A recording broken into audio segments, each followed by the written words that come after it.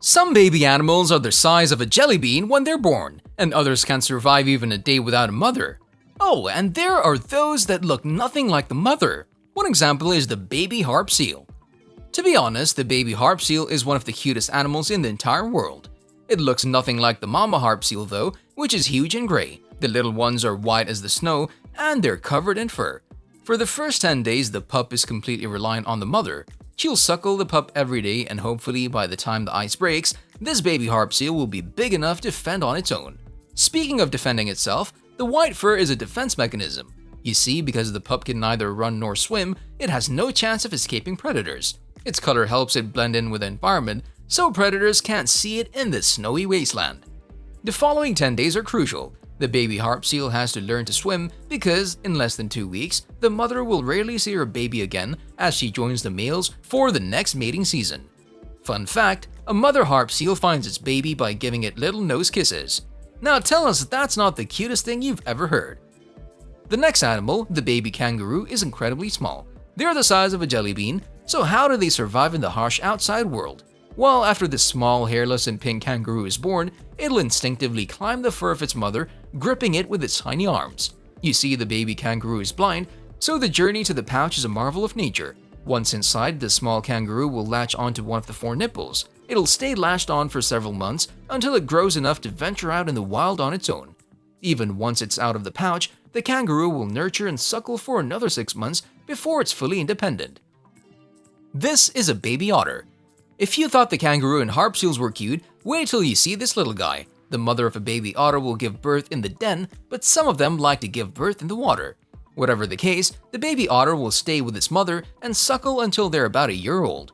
Then, when the mother has a new litter of pups, they'll leave the den.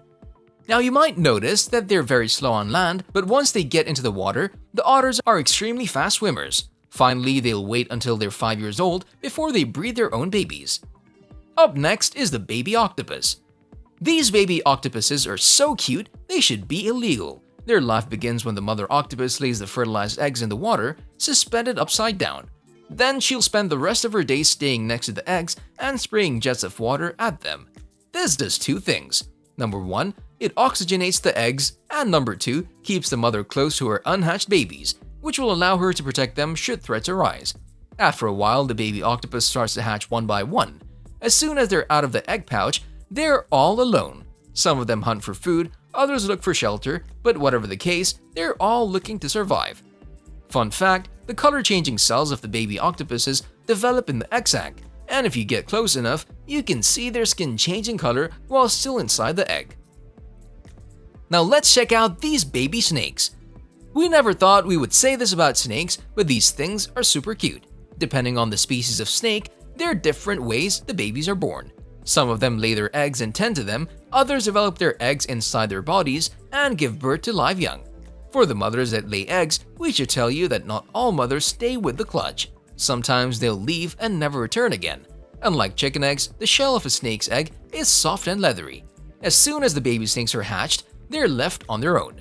Oh, and we almost forgot. The mother will breed with one male and store the sperm and use it for the other 2 clutches the following breeding seasons. Now that's what you call girl power. It gets even better, folks. Look at this baby owl. Seeing an owl in the wild is rare. Seeing a baby owl in the wild is extremely rare. However, we've managed to find some peculiar facts about these baby owls. When it hatches from the egg, a baby owl will have something called an egg tooth. This is a pointy protrusion on their beaks that helps them break the shell of the egg. When they're born, the baby owls are fluffy like bunnies. They have a small hook-shaped beak and black beady eyes. At the time of hatching, the snowy owl baby is only 2.5 inches long. After eating a lot of meat, they'll grow up to be around 2.5 feet tall. Up next are the baby hamsters. If you ask us, nothing is cuter than a hamster. At least, that's what we thought before we saw these little guys. If you're keeping 2 hamsters as pets, then you might find that the hamster is pregnant. Even though they told you the 2 hamsters are male, chances are the pet store owner couldn't tell the difference. So if you ever have baby hamsters, try making a special nest for the mom from soft and clean tissue paper. Then make sure you change the water every day and keep giving the mama hamster protein-rich foods like cheese, hard-boiled eggs, and cooked chicken. Oh, and please try to refrain from touching them. The mother doesn't like it when you leave your scent on her babies. Hope you enjoyed our pro tips. Top 3. Check out the baby hedgehog. When the hedgehogs are born, they look nothing like their parents. First of all, they're pink. They have no fur and they have no quills. They're born blind and will remain blind for the next 2 to 3 weeks. During this period, the mother and the babies don't like to be disturbed by anyone. She'll continue to nurture and suckle her young every 2 to 3 hours.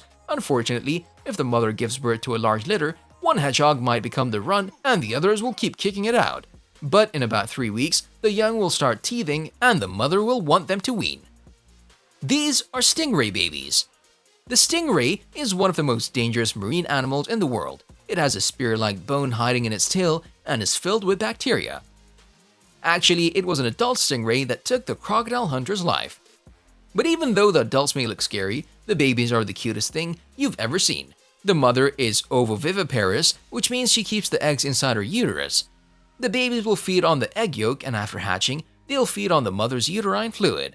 When she does give birth, the mother stingray gives birth to about 7 live stingrays. They don't have time to learn to swim. These little stingrays are left alone the minute they hatch. They can spend a few minutes figuring out how their muscles work, but after that, they'll have to swim fast, hide from predators, and hunt to grow. Now that's what we call a harsh life. I know you've been waiting for it. Here is the baby panda.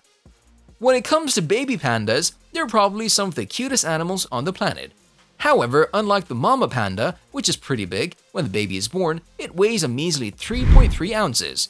That's about 1/900th of the mother's size. That's like a woman giving birth to a baby that's only 0.13 pounds. The record for the lightest panda baby ever born is only 36 grams, which is about 1.2 ounces. They're born small, pink, and helpless, but as long as they aren't twins, the mother will do a great job at taking care of both of them. Wait, what happens if there are twins? Well, in that case, the mama panda will look at the 2 babies and choose the stronger one. The weaker one she'll toss to the side and only take care of the stronger baby. Now, don't get us wrong, pandas don't do this because they're awful parents. They do this because one baby will use up all the milk a mama panda produces. As you may already know, pandas spend the majority of their days eating bamboo shoots. The plants are poor in nutrients and the mother can only eat so many before she's full. If she takes care of both her babies, they'll both be underfed and never survive in the wild. So the mother has to make a tough decision between one child or no children.